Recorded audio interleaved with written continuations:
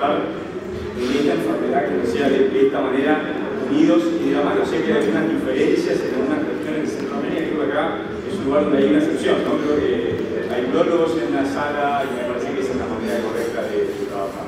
Por estos son mis conflictos de interés para esta charla.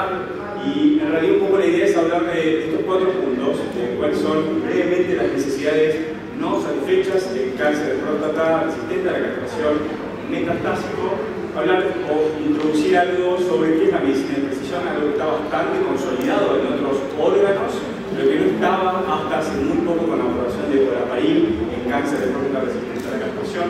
Voy a hablar obviamente del Profound, es una charla consolidada por el industria farmacéutico, entonces voy a hablar de Profound. Y quiero un poco contarles cuáles son los retos y los desafíos que encaramos como urólogos o como equipo multidisciplinario en esta enfermedad. Bueno, esta es un poco la aprobación de fármacos a lo largo de toda la historia. Hace no mucho tiempo atrás, en el 2004, había muy poco, ¿no? o nada para hacer, y desde la aprobación del docetaxel con el estudio TAX 327 vino como una carrera por su supervivencia global, en la cual nuevos agentes hormonales como AbbVie y ENSA fueron aprobados. Luego estos radiofármacos como Radium 223, Lutetium PSMA, la introducción en el 2017 en aquellos pacientes con inestabilidad de núcleo satélite para la aprobación del pembrolizumab, y obviamente de lo cual voy a hablar hoy en esta charla es la aprobación de los inhibidores de PARP, algo bastante conocido para los oncólogos porque lo vienen usando en otras áreas, pero que es muy novedoso para el cáncer de próstata. Entonces, olaparib y rucaparib junto con otras quimioterapias. Y en realidad la manera en la cual vinimos haciendo las cosas hasta acá es a todos le hacemos lo mismo, la misma quimioterapia, los mismos esquemas para cualquier paciente. Y en realidad sabemos que parte de personalizar es que no todos los pacientes se benefician con los mismos tratamientos. Y de alguna manera esto de one size doesn't fit all es el puntapié inicial para decir que en realidad el camino apunta más hacia una medicina más personalizada. Algo como que acabo de mencionar, que ustedes ya tienen experiencia. De hecho, el cáncer de colon, el cáncer de mama, el melanoma y el pulmón, esto ya es una realidad. Sí, pero en próstata, con la aprobación de Profound, vino este tipo de estrategia y yo asumo que es para quedarse lo que yo quiero creer. Esta es la manera en la cual hoy en día tomamos algunas decisiones en función al riesgo, al volumen, al riesgo. Posiblemente en un futuro no muy lejano estemos tomando decisiones con biomarcadores específicos. Si el paciente tiene o no tiene PTEN, si el paciente tiene o no tiene NP53 mutado, o si tiene o no déficit de reparación del ADN. Posiblemente esta es la medicina un poco más moderna, más precisa y más personalizada a la cual apuntamos. Bueno, quizás Angelina Jolie cambió todo, ¿no? Como siempre, las mujeres impactan y Angelina vino para hacer un cambio. Y quizás Angelina Jolie generó muchos más cambios o mucho más rápido que cualquier ensayo clínico o cualquier otra cosa. Desde que nos enteramos que Angelina Jolie portaba mutaciones para BRCA2 y se mastectomizó, eso generó como una revolución y un montón de pacientes vienen al consultorio a preguntar qué es lo que tenía Angelina y qué puedo hacer yo para prevenir tener un cáncer como el de Angelina. Y de alguna manera esto nos trae a discutir, especialmente quizás los oncólogos están más familiarizados con esto, que vamos a hablar básicamente de estos 2 tipos de mutaciones, que son las mutaciones en las que heredamos de mamá y papá, ¿no? Que son las germinales, las tenemos en todas las células de nuestra economía, o las mutaciones somáticas, que son las que se producen en el interior del tumor, en el interior del microambiente tumoral, que se van generando por cambios que van ocurriendo dentro, como les acabo de explicar, del microambiente.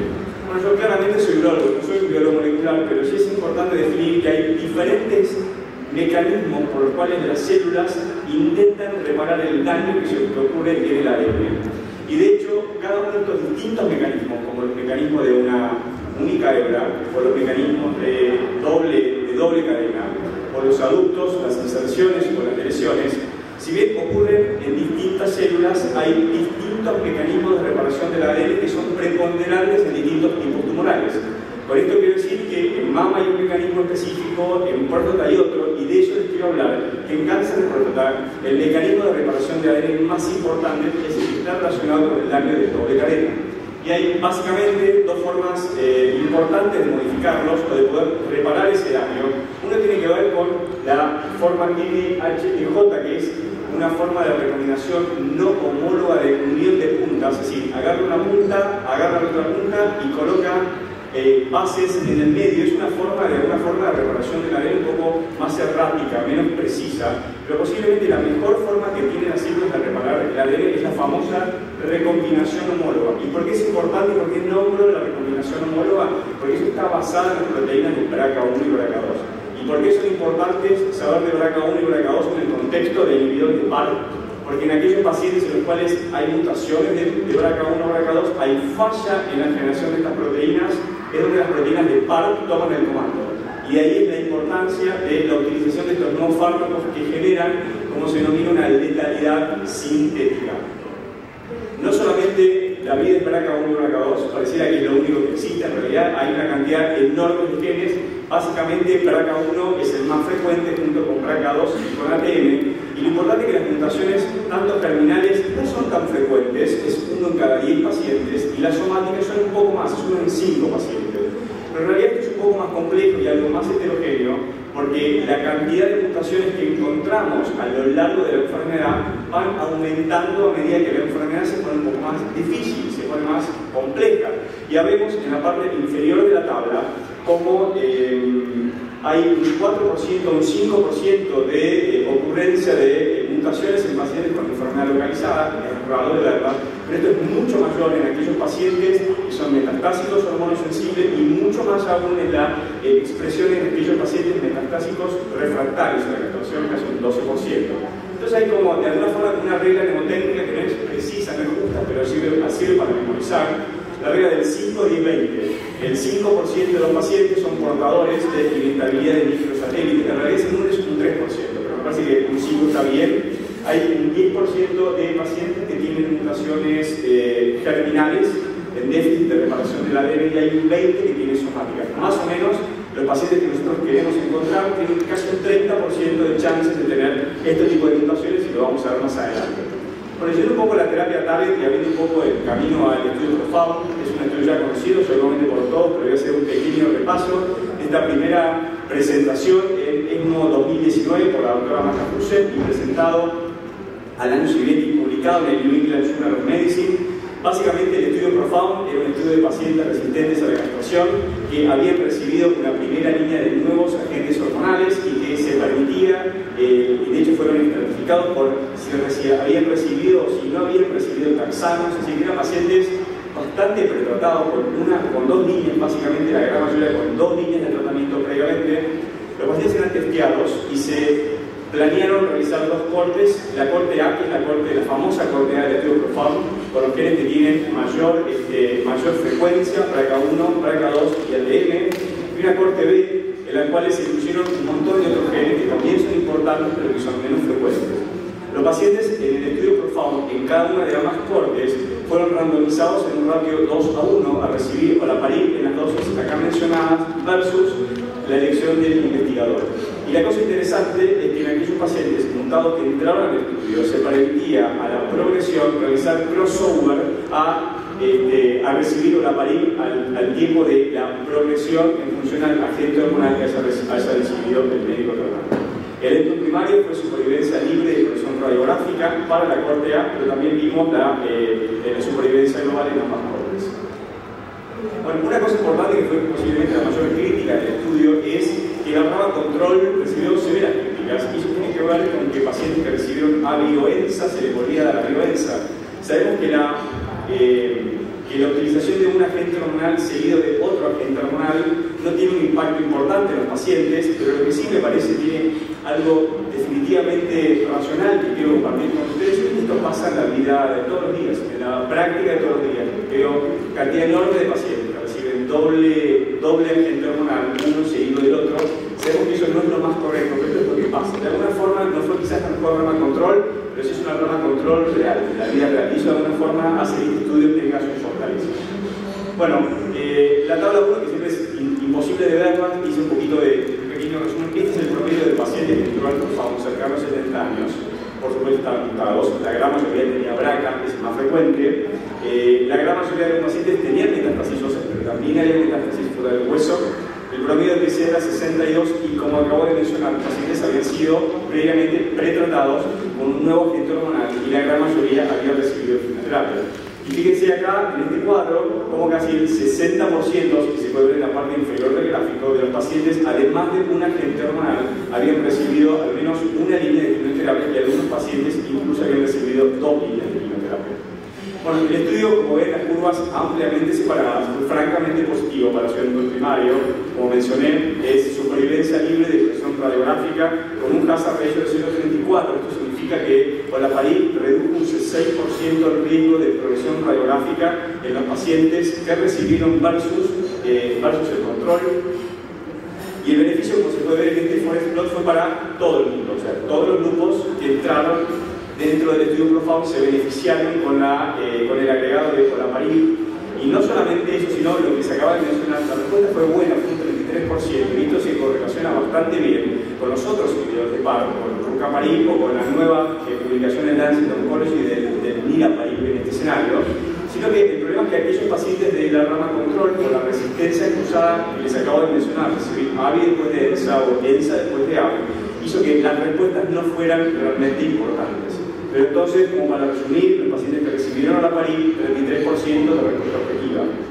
No solamente mejoró el tiempo de la progresión radiográfica, sino también retrasó el inicio del dolor en los pacientes recibiendo una parib, un 56% de reducción del riesgo de progresión del dolor.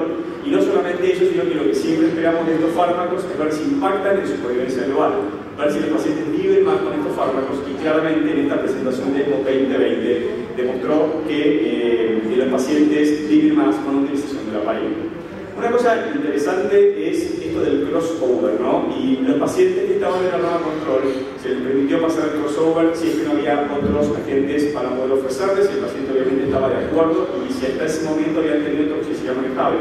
Y lo importante es que en este estudio de sensibilidad, que es el gráfico de la derecha, es un estudio en el cual, si los pacientes no hubieran hecho crossover, ¿cómo le hubiera ido el estudio? Y bueno, obviamente, como todos podemos imaginar, si no hubieran cruzado a la otra rama, el estudio hubiera sido mucho más positivo. Pero me parece que lo importante es que los estudios positivos, incluso con el crossover, habla de que el fármaco funciona y es útil.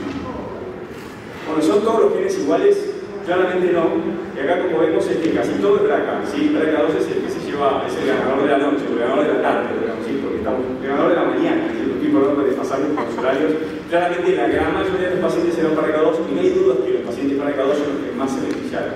Pero si vemos acá abajo, el PPP2A2R fue perjudicial el agregado de olaparib. Por lo tanto, es importante tener presente que no todos los genes son iguales. No podemos poner a todos dentro de la misma bolsa. Y posiblemente este estudio presentado por Johan de Bono puede demostrar esto, que hay distintas respuestas en función a cuáles son los genes que están mutados en los pacientes. Acá creo que se puede ver muy bien en este waterfall cómo los pacientes que están en el cuadrado rojo, los pacientes que portan BRCA1 y o BRCA2 son francamente los que tienen mejor tasa de respuesta. Es todo lo que está hacia abajo del gráfico cuando lo comparamos con la respuesta de ATM o de CDK12. Entonces es importante que, si bien en el estudio PROFOUND todos se beneficiaron, el estudio, el máximo beneficio que estuvo dando en la corte A y puntualmente los pacientes BRCA1 y BRCA2. Bueno, con respecto a la toxicidad, posiblemente lo más importante de mencionar en estos fármacos tiene que ver con la toxicidad hematológica. La anemia fue el factor más importante para disminución de dosis o para interrupción del fármaco. La trombocitopenia fue un poco menos importante. También, obviamente, es importante tener presente la fatiga, la náusea y los vómitos, algo de lo cual mucho no voy a extender, porque creo que ustedes siendo oncólogos tienen mucho más claro que yo manejando la toxicidad de los fármacos. Con respecto al testeo, eso sí me parece que es interesante mostrar. Nosotros aprendimos un montón con el estudio PROFOUND. Nosotros participamos del estudio PROFOUND y reclutamos una cantidad importante de pacientes dentro del estudio. Lo importante es que hubo una fase de screening importante. Más o menos en el estudio el 90% de las muestras que se testearon fueron de archivos, eran biopsias viejas de los pacientes, pero hubo un 10% de pacientes en los cuales hubo que volverlos a biopsiar, rebiopsiar. Esto de alguna forma trae un nuevo concepto: rebiopsiar pacientes metastásicos con cáncer de próstata. Y fíjense lo importante: de los casi 4.000 muestras que tenían para analizar, solamente el 70% fueron exitosas, un 30% de muestras que se perdieron, que no se pudieron analizar. Y de esas muestras, solamente un 28% de pacientes mostraron mutaciones en genes de reparación del ADN, de los cuales la frecuencia más importante, como acabo de mencionar, estuvo en BRCA2. El 9% de los pacientes tenían BRCA2. Fíjense, de casi 4.000 muestras, solamente el 30% pudo demostrar que tuviesen mutaciones en déficit de reparación del ADN. Bueno, con respecto a cuál es el test más exitoso, ¿cuáles fueron los más exitosos? Bueno, claramente, cuando las biopsias son nuevas, es mejor que si las biopsias son viejas. Por lo tanto, como suele ocurrir, lamentablemente, la estoy cercano a los 50, siempre lo nuevo es mejor que lo viejo, y el cáncer de próstata no es la excepción.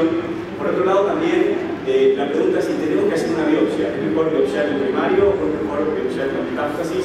Claramente la metástasis es superior y es mejor que el primario, por lo tanto, siempre es mejor tejido nuevo y metastásico. Y acá una cosa importante, donde la falla más importante en el screening para los pacientes que iban a reclutarse para el estudio estuvo dando en el procesamiento de la muestra.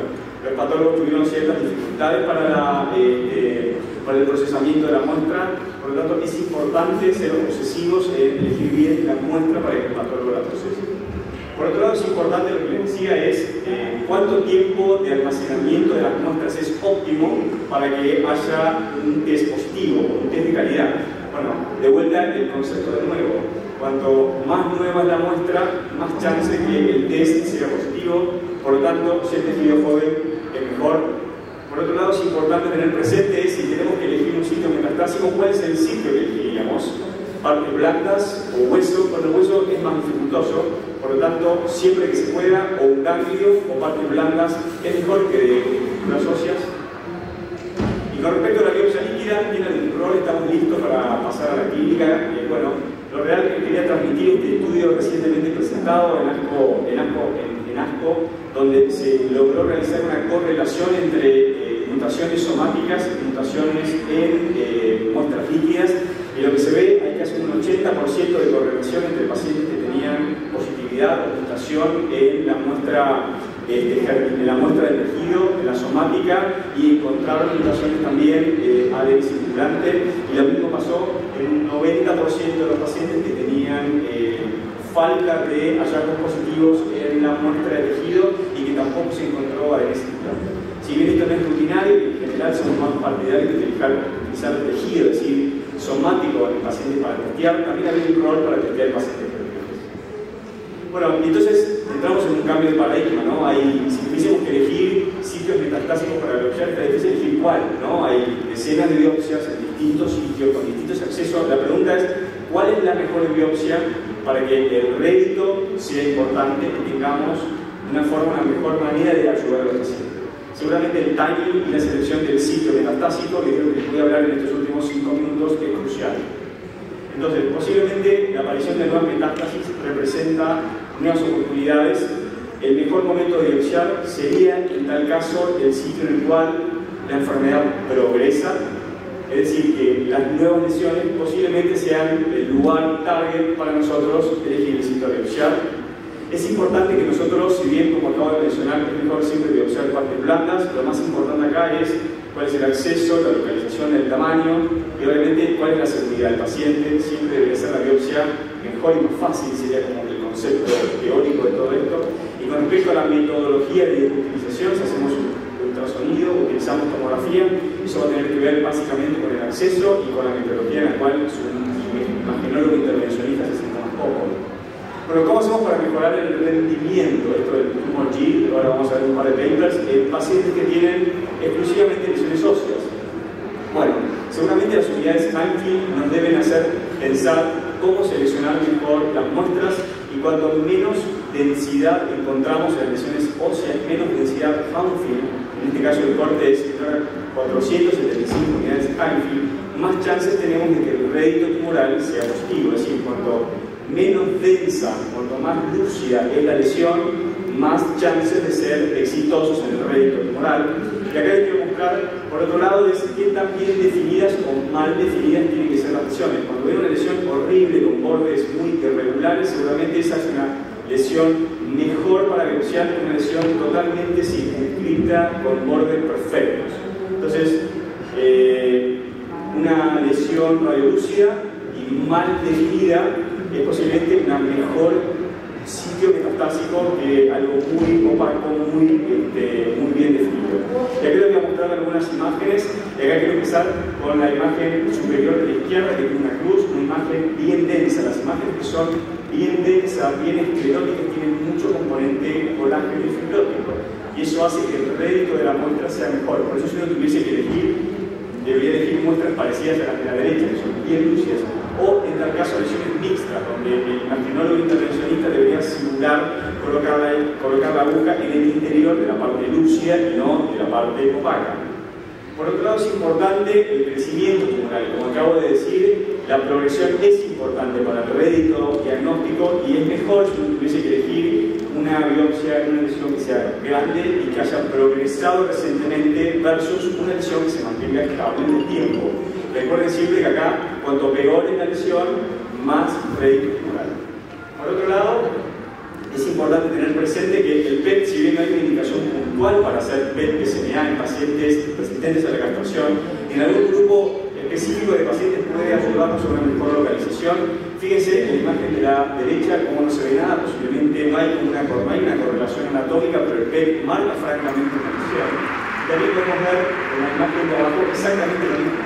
Por otro lado, también lo que nos permite el PET es que en algunas lesiones que son muy densas, como esa vértebra que se ve allí, en realidad solamente hay hipermetabolismo en el lado izquierdo de la vértebra. Por lo tanto, si hubiéramos biopsiado del otro lado, seguramente nuestro rédito hubiera sido negativo, hubiera sido malo. Entonces, ¿cómo seguimos aumentando esto del rédito tumoral? Esto es algo que tenemos que tener en la cabeza para ver cómo optimizamos el diagnóstico de estos pacientes. Bueno, obviamente cuando la lesión es más grande mejor, y hay un corte que se cercana al centímetro. Las lesiones más grandes, fíjense, el lado derecho, hacer una biopsia de esa pequeña lesión vertebral seguramente sería mucho más dificultoso que si hacemos una lesión de esta tremenda metástasis ósea con compromiso de parte plana. Entonces, cuanto más grande la lesión, mayor es el rédito diagnóstico. Por otro lado, es importante tener presente qué tan profunda es la lesión. Y claramente, si la lesión tiene una cercanía a la piel, es mucho más sencillo que si la lesión está en el medio del cuerpo. Entonces, hacer una biopsia de un sitio metastásico pegado a la piel, el rédito diagnóstico es mayor.